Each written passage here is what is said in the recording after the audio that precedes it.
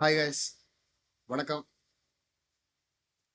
ஆஹ் இது நம்மளோட second day secret of life hacks. இது ரொம்ப முக்கியமான ஒன்று. என்னன்னு பார்க்குறீங்களா? அப்ரோச்.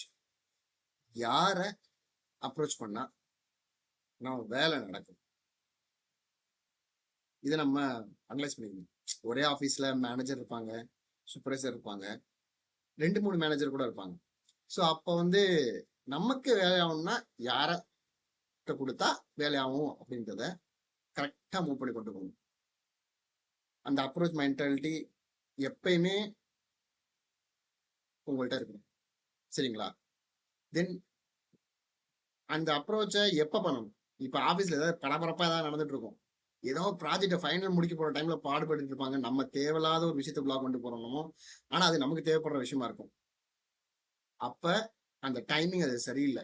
இல்லை ஒரு வீட்டில் ஒரு டிசிஷன் எடுத்துட்டு இருக்காங்க, அப்போ நம்ம அதை பற்றி நம்ம ஒரு விஷயத்த புதுசாக பேச போகிறோம் அப்படின்னா, அங்கே வேற ஏதோ ஒரு விஷயம் நடந்துட்டு இருக்கு, ஆனால் அது கொஞ்சம் கரெக்டாக இல்லை அப்படின்னா அது கரெக்டான டைம் கிடையாது. ஸோ டைமிங்கும் ரொம்ப முக்கியம். தென் எந்த இடம், அது ரொம்ப முக்கியமான விஷயம். இப்போ அப்பா அம்மாட்ட பேசுகிறோம், ஃப்ரெண்ட்ஸ்கிட்ட பேசுகிறோம், இப்போ ஃப்ரெண்டோட வீட்டில் இருந்து பேசுகிறோம், இல்லை ஆஃபீஸில் பேசுகிறோம். ஒரு மேனேஜர் கேபின்ல இருந்து பேசுறது ஒரு விஷயம் வேற மாதிரி இருக்கும், ஒரு கேஃபிட்டேரியாவில் பேசுறதுன்றது வேற விஷயமா இருக்கும். சில டைம் ஒரு ஹெச்ஆர்ட்ட நம்மளோட பர்சனல் ப்ராப்ளம்ஸ் சொல்ல வேண்டியிருக்கும். சம்டைம்ஸ் ப்ராஜெக்டை பற்றி நம்ம மேனேஜர்கிட்ட சொல்ல வேண்டியிருக்கும். அது ஒரு சீக்ரெட்டான டேட்டாவாக இருக்கலாம் நம்ம ப்ராஜெக்டை பற்றி. ஆனால் அதை அந்த கரெக்டான இடத்துல அதை அப்ரோச் பண்ணாதனால, பா இது பேசுகிற இடமாப்பா, come to my cabin.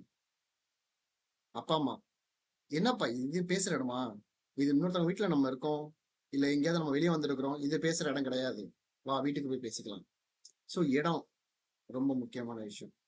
So இதெல்லாம் நீங்கள் அனலைஸ் பண்ணிட்டு தான் ஒரு விஷயத்த புதுசாக பேச போறீங்க அப்படின்னா பேசணும். ஒரு சின்ன ஸ்டோரி, தான், ரொம்ப ஷார்ட் ஸ்டோரி. ராஜா 2 ஜோசியக்காரங்களை கூப்பிட்டாங்க. என்னோட ஆயுள் காலத்தை செக் பண்ணிட்டு சொல்லுங்க அப்படின்ட்டு. அப்ப 2 பேருமே கணிச்சிட்டு ஒருத்தரா சொல்ல ஆரம்பிச்சாங்க. ஒருத்தர் சொன்னாப்புல, சார், ராஜா ராஜா உங்களுக்கு ஆயுள் காலம் இருக்கு, ஆனா உங்க மனைவி உங்க உறவினர்களுக்கெல்லாம் முன்னாலேயே நீங்க செத்து போயிருவீங்க. என்ன பண்றீங்க ராஜா? இதுதான் உங்க ஜாதகத்துல இருக்கு அப்படின்னு. ராஜா கோபமாகி, ஆடா டேய் அப்படின்ட்டு போடுறவன ஜெயில அப்படின்னு தூக்கி போட்டாப்ல. பார்த்த அடுத்த ஜோசியக்காரன் நேரா வந்தான். ராஜா ஏற்கனவே கண்ல இருக்காரு, ஓகேவா? ஆனா அவருக்கு எக்ஸ்பிளைன் பண்ணணும். ஆனா இதுதான் உண்மை. எப்படி எக்ஸ்பிளைன் பண்றான்னு மட்டும் பாருங்க. உற்றார் உறவினர் சூழ புகழ் வாய்ந்து வாழ்ந்து எல்லோரோட பெருமையும் நீங்க வாங்கி பேரும் புகழும் பெற்று உங்கள் உறவினர்கள் சூழ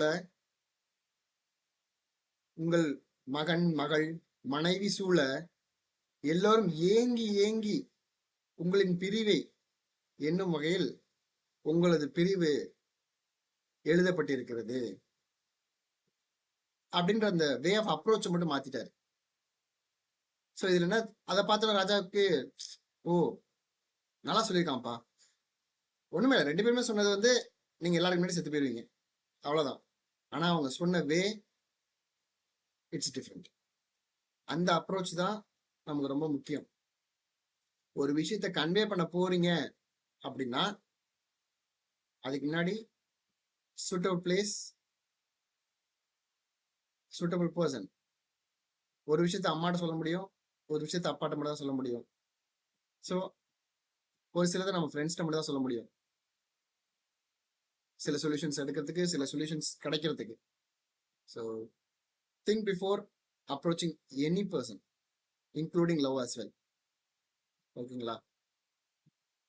தேங்க்யூ, பை பை.